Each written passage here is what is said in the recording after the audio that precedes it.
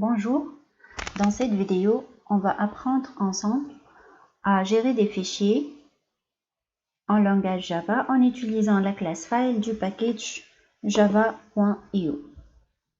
La manipulation de fichiers et des dossiers dans le système se base sur plusieurs opérations, à savoir la création d'un fichier, d'un répertoire, la modification du nom, la suppression d'un fichier, l'affichage des dates des dernières modifications, ainsi de suite.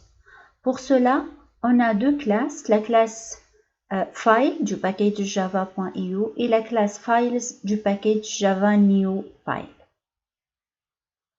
Commençons par la classe file. Cette classe présente un ensemble de méthodes permettant de gérer des fichiers et des répertoires, gérer les droits d'accès et la taille du système de fichiers. Comment peut-on construire un objet file? On peut présenter trois constructeurs ici. Un constructeur qui prend en paramètre le chemin vers le fichier ou le répertoire. Un deuxième constructeur qui prend en plus du chemin vers le fichier ou bien le répertoire le nom de ce dernier. Et un troisième constructeur qui ressemble au second, mais au lieu de spécifier une chaîne de caractères pour le chemin, on spécifie une instance file qui représente le chemin du fichier. Ici, le mot file peut désigner un fichier ou un répertoire. Regardons certaines méthodes de manipulation de fichiers. Donc, vous avez la méthode Create New File qui permet de créer physiquement le fichier ou le répertoire, dans le chemin précisé. Create Temp File qui permet de créer un fichier temporaire. Ici, le premier paramètre indique le nom du fichier, le second indique son extension. Une fois on a créé un fichier temporaire, on a travaillé avec, on peut le supprimer si on appelle la méthode delete on exit. On peut vérifier si notre file est un fichier par la méthode isFile ou bien un répertoire par la méthode isDirectory. On peut récupérer le nom par le getName, le chemin du parent de notre file par le getParent, le chemin absolu par le getAbsolutePath et le chemin relatif avec le getPath. On va voir une application de quelques méthodes dans un exemple. Regardons ici, on a une classe fichier test qui crée une instance file. On a précisé le chemin qui se résume dans le nom de fichier. Et là, on va dire que notre fichier existe dans le répertoire de travail, puisqu'on n'a pas précisé le chemin déjà. Donc, le fait d'avoir cette instruction, ça ne veut pas dire que le fichier existe. Donc, c'est pourquoi on a un test avec la méthode exist. Si le fichier existe, on va faire ce traitement. Sinon, on va commencer par le créer d'abord avec la méthode create new file. Si la création se fait avec succès, on va afficher création réussie. Sinon, c'est un échec de création. Donc, le premier appel à cette méthode, et si le fichier n'existe pas, on va avoir d'abord son création dans le répertoire de travail. Par la suite, le fichier existe, donc on affiche son nom, le chemin absolu et le répertoire courant moyennant la méthode getPropertyUser.dir. Les méthodes utilisées sont susceptibles de lancer une exception de type EOException qu'on peut capturer et afficher ce message si jamais l'exception se produit. Regardons l'exécution de cet exemple. Comme on a bien expliqué, en absence de fichier pour la première fois, c'est bien cette instruction qui va être exécutée. Donc, on va créer le fichier et afficher si la création a bien réussi. En second lieu, le fichier existe et on va passer au premier test pour afficher le nom, le chemin absolu. Regardez, donc le nom du chemin, c'est bien fichier.txt. Le chemin, c'est bien le chemin donc relatif du fichier, c'est le répertoire courant. Le chemin absolu, on commence par la racine D en arrivant à notre dossier gestion de fichiers et le fichier.txt. Et le répertoire courant, on a bien affiché à travers la méthode getProperty. En plus des méthodes de manipulation de fichiers, on a des méthodes de contrôle d'accès qui permettent de contrôler l'accès à notre fichier. On trouve la méthode canRead qui permet de retourner un booléen pour voir si le fichier est accessible en lecture, canWrite s'il est accessible en écriture, canExecute s'il est accessible en exécution, c'est un fichier qu'on peut exécuter. Donc, on peut aussi modifier les droits d'accès au fichier avec les méthodes setReadable, setWritable, setExecutable. Un exemple illustratif de ces méthodes. Donc, remarquez qu'on a créé ici un fichier temporaire avec la méthode createTempFile. On lui a donné comme nom tempo. Bien sûr, pour les fichiers temporaires, un code va être attribué au reste de ce nom-là pour que ce fichier va être unique. On n'a pas précisé une extension pour le fichier, donc il va avoir par défaut l'extension .temp.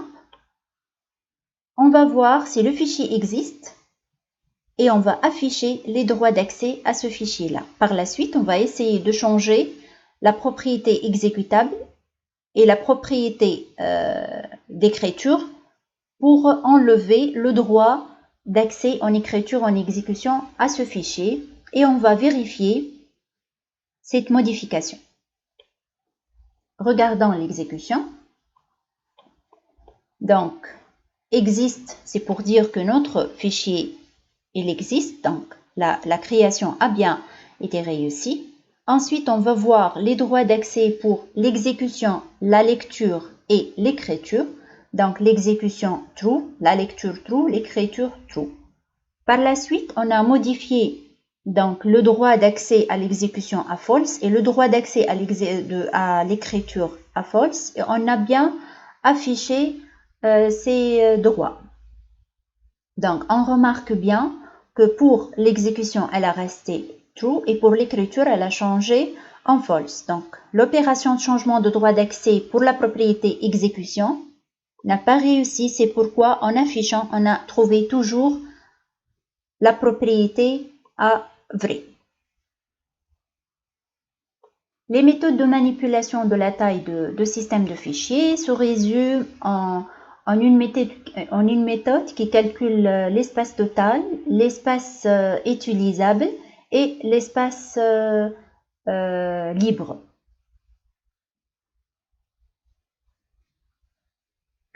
On résume ce qu'on vient de voir pour les méthodes de gestion de fichiers de la classe File dans une petite application où on veut afficher les informations relatives à notre dossier de travail.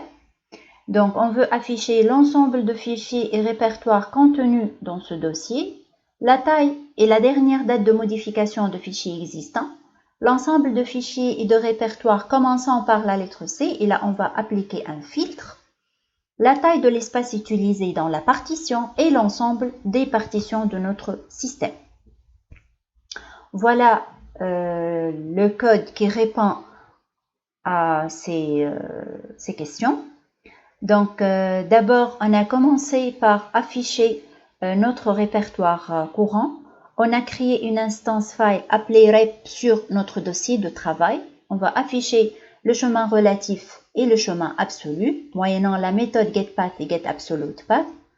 Par la suite, on va afficher la liste des racines qui existent au niveau de notre système, donc c'est liste root. Une fois on a récupéré list file, donc qui va permettre de retourner un ensemble de file qu'on va parcourir. Donc, on va voir si l'élément, s'il s'agit d'un répertoire avec isDirectory ou bien un fichier avec isFile. Donc, si c'est un répertoire, on va afficher son nom et le mot rep pour le différencier des fichiers. S'il s'agit d'un fichier, on va afficher aussi son nom, la date de la dernière modification et sa taille en octets. Donc, on va voir l'exécution qui se rapporte à cette première partie de l'application. Donc ici, comme vous le voyez, dans le répertoire courant, on affiche donc notre répertoire commençant de la racine D, notre chemin relatif qui concerne le répertoire courant, le chemin absolu, les différentes racines qui existent au niveau de notre système. Et là, on va essayer d'afficher le contenu de notre file, que ce soit des répertoires ou bien des fichiers. Donc, on trouve qu'il s'agit d'un fichier classe path. Ça, c'est la date de la dernière modification avec la taille. Le second, c'est project. Voilà. Le setting, c'est un répertoire. Donc, pour le bin aussi, c'est un répertoire. Classe.txt, donc dernière modification. Donc, crep de test, donc c'est un répertoire. Voilà. Donc, fichier.txt aussi. Et le répertoire src. On revient maintenant à la deuxième partie. La deuxième partie consiste à afficher les objets filtrés. Donc, on va passer à un parcours donc un parcours de file retourné par la méthode listFile à laquelle on a passé une instance de notre classe filtre. Regardons la classe filtre. Donc, c'est une classe qui implémente l'interface FileNameFilter avec un constructeur qui prend en paramètre un caractère. Donc, ce qu'on veut avoir avec ce filtre, c'est d'afficher les fichiers qui commencent par le caractère passé en paramètre. On récupère le caractère d'indice 0 de notre nom et qui doit être conforme à celui passé en paramètre. Et là, on passe le caractère C. Donc, parmi les fichiers affichés, quels sont ceux qui, et les répertoires bien sûr, fichiers et répertoires qui commencent par le caractère C. Si c'est bien un fichier, donc on va mettre le mot fichier. Si c'est bien un répertoire, on va mettre le mot répertoire. Et enfin, on va afficher la taille de l'espace utilisé. Regardons l'exécution de cette deuxième partie. Donc ici, les objets filtrés, on a bien un fichier qui s'appelle classe.txt. On peut le vérifier avec l'ensemble de fichiers et répertoires affichés auparavant. Et crep de test, c'est bien un répertoire. Et on termine avec l'affichage de l'espace utilisé. Voilà pour les méthodes de la classe file. On va voir comment manipuler, comment écrire, comment lire dans un fichier et ça sera l'objectif de la vidéo suivante. Merci.